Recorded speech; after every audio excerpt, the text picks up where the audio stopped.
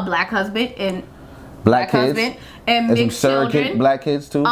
Surrogate black kids. Shout out to y'all. Yeah, but you know, there's a lot that I also am like, you know, that support Trump, and you know, sometimes you got to go to bed with the devil to get things done. That's what Kanye was trying to do, and his wife following suit.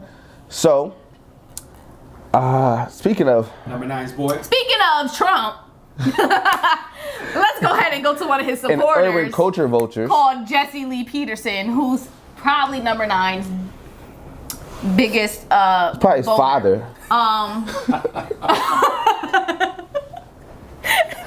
Luke, I'm your father. He's like biggest hero. But Jesse Lee Peterson is I didn't even heard of this. Had an interview with Amada La Negra. Yeah, from Love and Hip Hop. Right. You know I don't got no Spanish accent, but I'm trying to like roll my R's here. Love and Hip Hop. La Negra. You did a good job the first time. Thank you. For Love and Hip Hop, she be having an afro. She's an artist. A beautiful woman, brown skin. She always says Afro Latina all the time. She calls herself Afro Latina because she's a Latina. She's brown skin.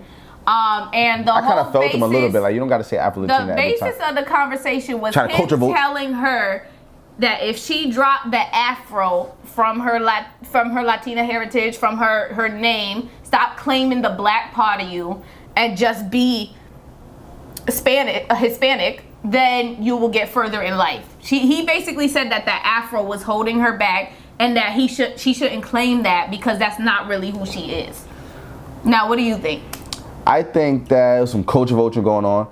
His tone was kind of condescending in Uncle Thomas, a little uppity a little bit, but I agree with some of the stuff that he was saying. Like, you know what I'm saying? Like, it's not a great thing. You know what I'm saying? You try to attach this to yourself. She keeps saying Afro Latina, but maybe she wanted to capitalize and culture vulture a little bit off our urban community. So she's Dominican, which Dominican are black people. So you could say Dominican, and that's what it is. You know what I'm saying? Like, I don't agree. Dominican and Haiti's on the same island. I don't agree because I feel what she's saying. She doesn't have to say Afro Latina every time. I feel like even though I don't support that nigga Lee Peterson. If somebody wants to claim the black part of themselves, regardless of what if we should be AKA Black Korean, then why not? I don't gotta say I'm Black Korean. Like, we really are. We know you mix. We are from the same. So. Sapase. Not poulet, baby. So whatever you want to say. My thing is, don't say that her having the Afro part is gonna look worse for her. He's because an asshole, that though. means you're saying that being black is gonna look worse for you. But he had a point. And maybe in this world, it is easier to be white. Let's just be honest here. That's what I'm trying to say. It really is. I get that. You got Charlamagne dying his fucking. But that means if she doesn't claim her Afro part, if she doesn't claim her black side, then we're gonna be calling her a sellout.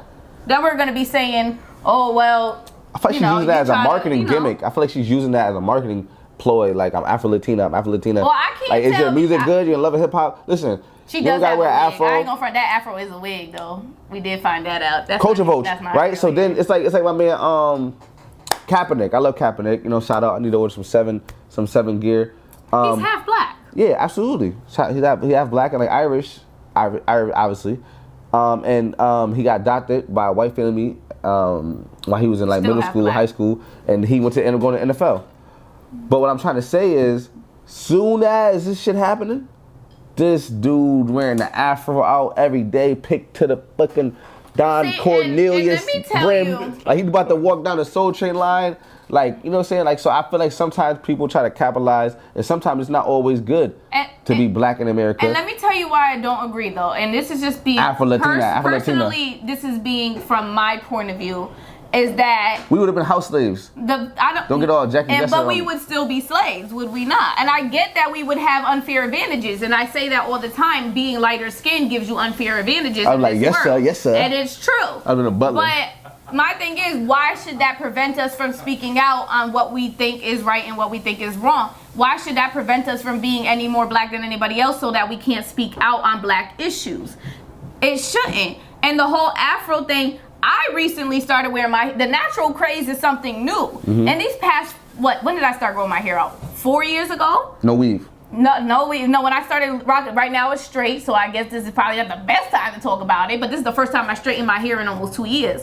So, you sell out. So my thing is, the natural hair craze, the afro, all that is new. So I'm not gonna judge anybody on, oh, well, they just started doing it, because I just started doing it. A lot of people just started doing it. Black women who are dark skinned just started doing it. We just started learning to love ourselves more and claiming our black sides more. So I can't say, oh, well, when they were 10 years ago, they weren't claiming the same afro part, because 10 years ago, we had a whole different mindset than what we do now. So I'm gonna go ahead and commend her for standing up for her black side, and standing up and saying, hey, we all come from Africa, we all come from the same place, and we just honestly got dropped off on different countries. That's really what landed on us. So if you want to go ahead, light skin, dark skin, whatever, you got some black in you, you're black. I don't care. To end it off. Now I know her. I know of her. But like, I know she was on Love and Hip Hop. That's the first time I seen she came on the scene. But if she is Dominican, like you say, you don't have to say Afro Latina. We know what Dominican is. Say what you want, girl. You know what I'm saying? Say what you want. Let's move to the next topic. Say what you want, because there is a clear difference that I have seen between Hispanics who are my skin tone and Hispanics who are brown skin, and the way that they behave. And the way that they act towards black people specifically too, because a lot of them who are lighter prejudice in their own race. No, definitely. A lot of them who are lighter skinned, they will never claim that they have any black in them. When in reality, like I said before, we all come from Mother Africa, so you do have black in you. We just literally got dropped off. Everybody came to Africa. I need to watch Hidden Colors. And they change their actions depending on their skin tone. So if she wants to claim that Afro part of her, I'm all for it. Claim your Afro part. I think the stigma comes from just obviously being a black in America. So because she's in America, she had they made us hate ourselves. Yeah. Love their wealth, and that's why I appreciate her. Yeah. So I do love get that side. I do get that, but you're Everybody Dominican. should love your black side. Everybody should love all sides of you. Speaking of hip hop, it's actually real dangerous to be a rapper nowadays. If my son say he want to be a rapper, I'm buying that nigga every fucking football, basketball, baseball, everything. Listen, seriously? We ain't doing music. Cause so if you guys don't know, in the last week alone, Young Thug's Sprinter got shot up. Yo Gotti's tour bus got shot up. NBA YoungBoy's SUV with him and his girlfriend inside got shot up. Offset Studio got shot up. YFN Lucci, his wagon got shot up. Why not? He did Lil Wayne's daughter. Kodak Black got arrested, and Key Glock got arrested. Shot up. I'm about to say he was just talking about Nipsey. Yeah, it's like a whole list. All of this happened within the last week of hip hop. So it's a bad week. Yeah. So what I'm saying is, it's not safe to be a rapper nowadays. Being in the hip hop industry seems to be very dangerous right now. Yeah, you rappers need to come in the game. Y'all need to set. Y'all need to set up some pension plans, some retirement stuff for your kids, trust funds, because y'all get millions of dollars buying jewelry and everything. So do you think being a rapper now is worth the risk? Listen, alone they just took XX Tentacion a little while ago. They just took Nipsey. I got Yellow Beezy. He had hits. I was listening to his music, and then I heard he got shot like 7 times or something. This is really crazy, and it's only in our industry. There's a lot of hate. It's like and you be an R&B singer. And if you speak and rap about these topics, they ain't shooting as R&B singers. You need to Chris Brown good. You need to be safe and be prepared. Yeah, of course I'm joking around. No. People got talent. Follow your dreams. If you know what I'm saying, if you a rapper, but it's really crazy the way a lot of haters out here, man.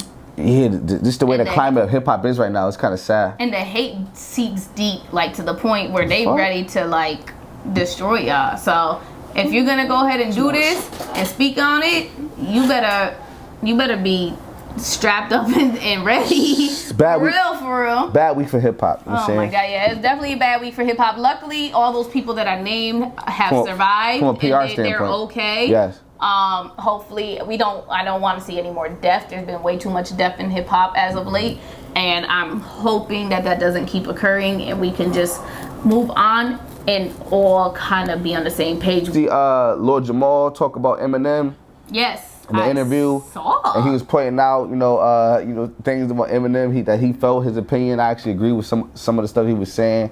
Okay. So which parts did you agree with? So first off, in the interview, he was talking about how, he said live people, live niggas don't be playing at the clubs, the hot clubs don't be playing Eminem's music. That's s'mores. Hallelujah. That's s'mores. Yeah, you gotta get the duration.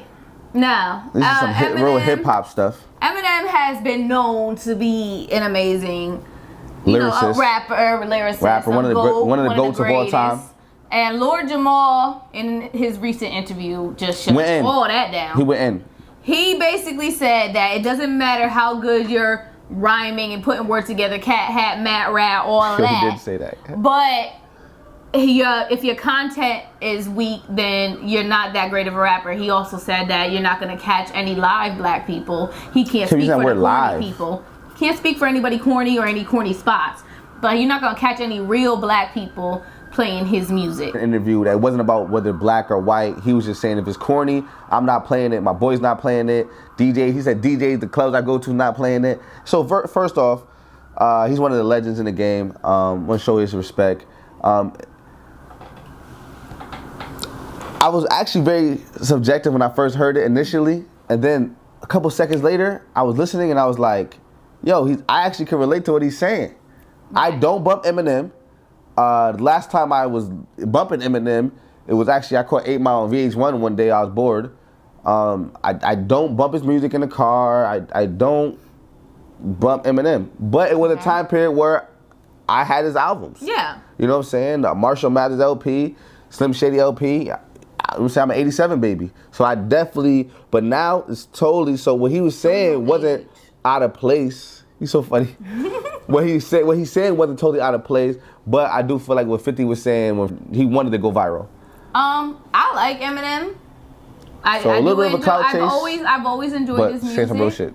I've always listened to He said his voice delivery. No, I like, and I feel like he's one. Lord Jamar went in. He's somebody who actually has lyrics, and he's a good lyricist. One of the goats. Yeah, but with it's not relevant. Hasn't been relevant for a while. I'm not gonna lie. I don't.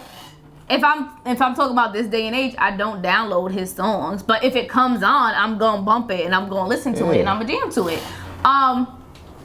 So I could kind of see parts of what he was saying, but in my mind, it just sounded like he just didn't like Eminem at all, and it sounded personal, and that's on him. Content. He was talking about killing his mother. Choking your vocal cords so you can't throw your throat no more. Yeah, he's a little crazy. He definitely a little crazy. And the next bar would be like, well, my daughter Haley. Like, who are you? Like, you a Gemini? Like, what? First of all, don't disrespect Geminis like that. Listen, Stan was fire. No, I'm stuck on a Gemini. Listen, Geminis tend to have two different, faces. Yeah, literally. I'm an upfront woman. I don't know. Yeah, but your two faces don't have to be bad. All right, nah. It could be just two different Jerays. No, I'm not with that. You probably have two different Jerays, May, right? Two different Jerays. May knows. You get what you give. May's co-star, Rambunctious Treats. Buy all your sweets from Rambunctious Treats. Ooh, I like that. Buy all your sweets from Rambunctious Treats. Hey, buy all your sweets from Rambunctious Treats. Hey, I'll make a jingle for you, girl. I made that up. Yo, give my credit too. I need 10%. Yo, listen, right? So 10%. So, did you hear about Kim K and Kanye naming another surrogate child? Oh my God. Psalm. And for all you who can't spell, it starts with a P. Psalm. I think it was a little bit of a reach. Psalm. Okay, I get it. It's biblical. But so is Joshua, and so is James. There are a lot of regular name. I said those two because of my brother's name. Those are the first ones that came to mind. But there are a lot of regular Bible names. Psalm is not one of them. Shout out to Knowledge and Apollo. Some names just mean a lot more than face value.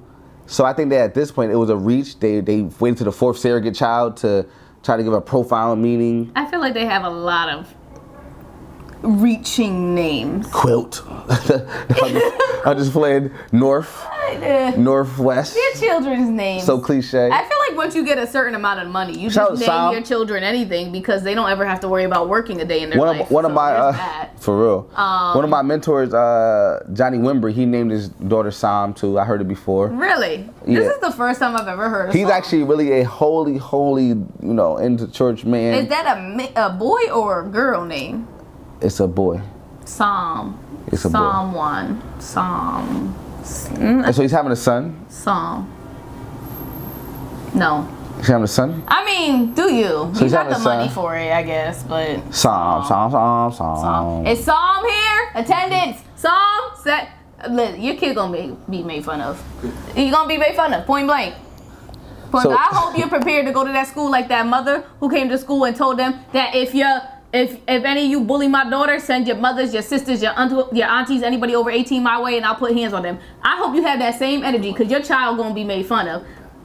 Did you hear about that video? No. Okay, so that's why I was like looking. Sorry, I saw this today yesterday. This mother, her daughter was getting bullied to the point where her daughter literally said to her, "If I wasn't as strong as I am, I would kill myself." Wow. By boys in her class in middle school, and her mother went to that school and went to her class and was like, "Listen, you guys think you're bullies, but I'm gonna be a big bully here.